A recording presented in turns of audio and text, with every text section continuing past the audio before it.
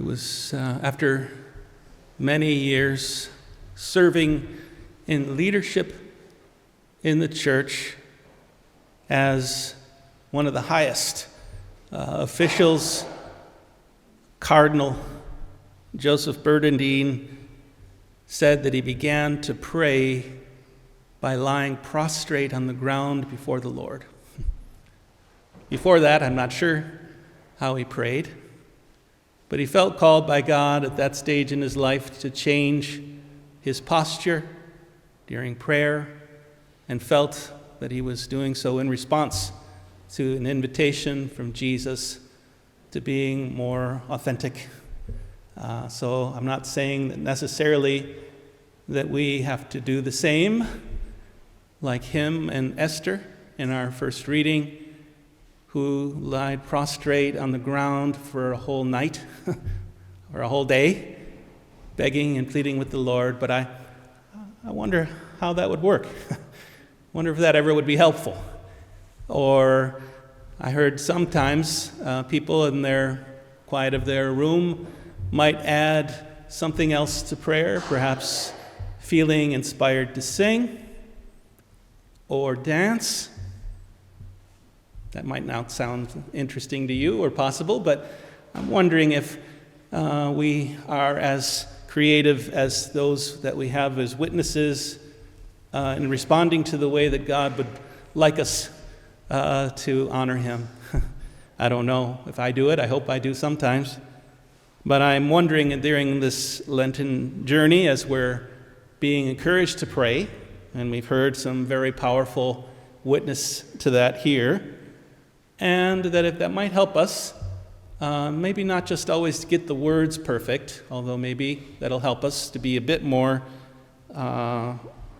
precise, because I sense that one of the challenges that the scriptures, the gospel today, is saying that sometimes when we think we're asking God for a loaf of bread, what we're really asking for is a stone. Or when we think we're asking for a fish, what we're sometimes asking for is a snake.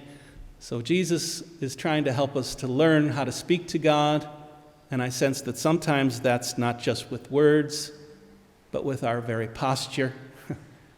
And it seems that we've got some examples, Cardinal Bernardine, Esther in the first reading, and Jesus here, who might even have us act that out, to knock, or to seek, or to ask.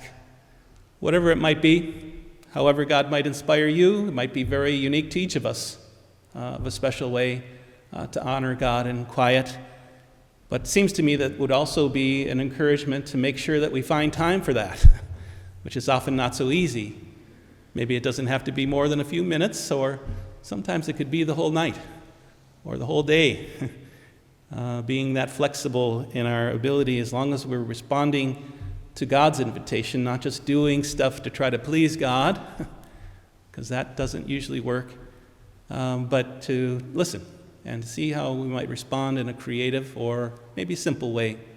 I'm not sure what that might look like for you, but maybe since we've got a little time, almost 40 days, we've knocked off a few already, but to see what would God, how could I praise God? How could I beg God for something? How could I be inspired to move in my prayer? Obviously, maybe not right here in church, although if you did, I wouldn't. But somehow in the quiet of where we've been invited by Jesus on Ash Wednesday to close the door and pray to God in that inner room. I wonder what he would inspire. Maybe he's already inspiring you.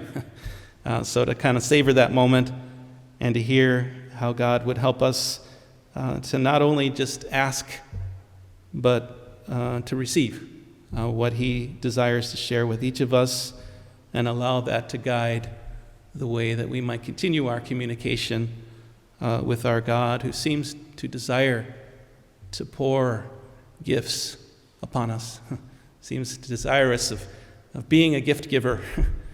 Maybe it's just us that might benefit from learning how to receive whatever he provides for us, even if it doesn't always match up with what I've asked for. to accept it, to welcome it in a way that would help us to teach others how that might happen in their own lives. So might we be open to that gift that God is providing us this day.